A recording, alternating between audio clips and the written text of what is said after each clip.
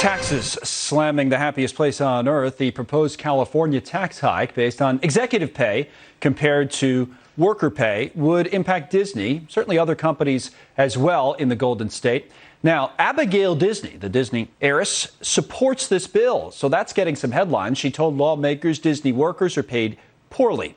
Here now to talk about it, Grover Norquist, the Americans for Tax Reform president. So, it's complicated, I'm sure, in Disneyland with the history there, Roy Disney and Bob Iger and all the rest. But Abigail Disney supports this. The idea from people who support it, before I let you respond to it, is to basically, they say, change the incentives. And they want to incentivize corporations not to pay their CEOs this exorbitant amount of money. What do you say?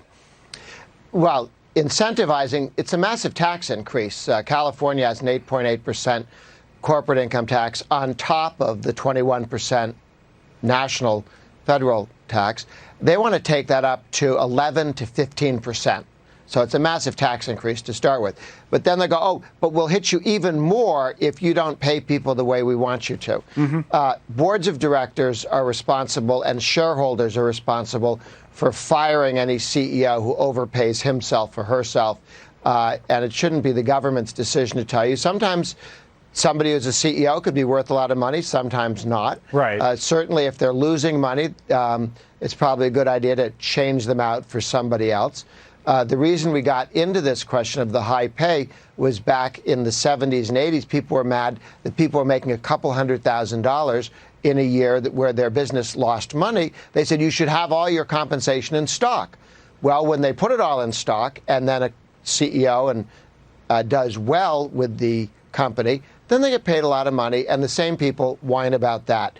You know, if you want to be in the business of setting pay, vote as a shareholder, work as in the business of owning part of the company. Right. The people who should care are the people who own it. They don't want to waste money. They don't want to waste millions of dollars on a CEO that's not any good. But if they are good and they're making the company very successful, I think it's a good idea to have their pay tied to stock prices, right, because that tells you whether the company's being worth more.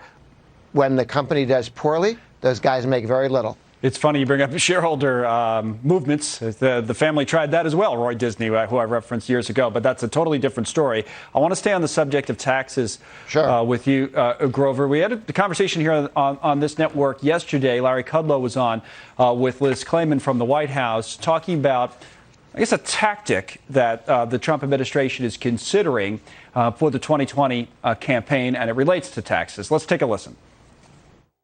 The president directed me to produce what we're calling Tax Cuts 2.0.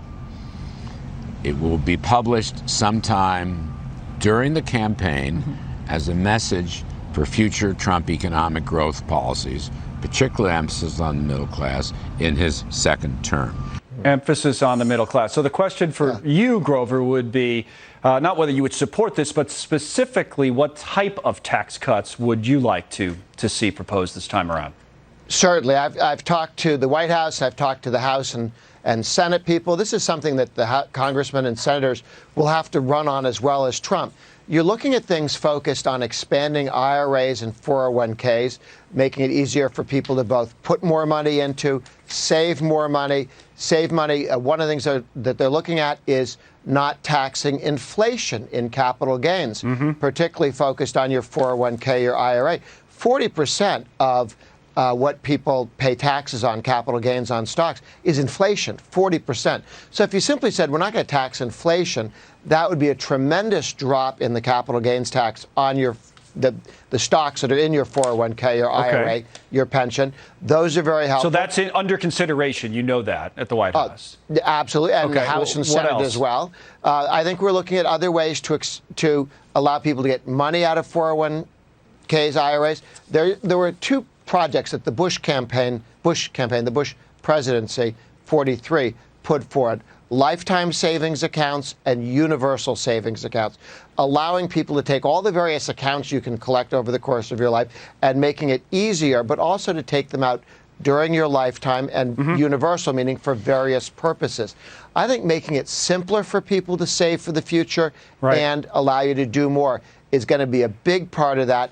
And there are other questions, reducing some of the marginal tax rates that people pay. And we'll talk more about those when we have more time in the coming months. But that's a good start today. Thank you, Grover.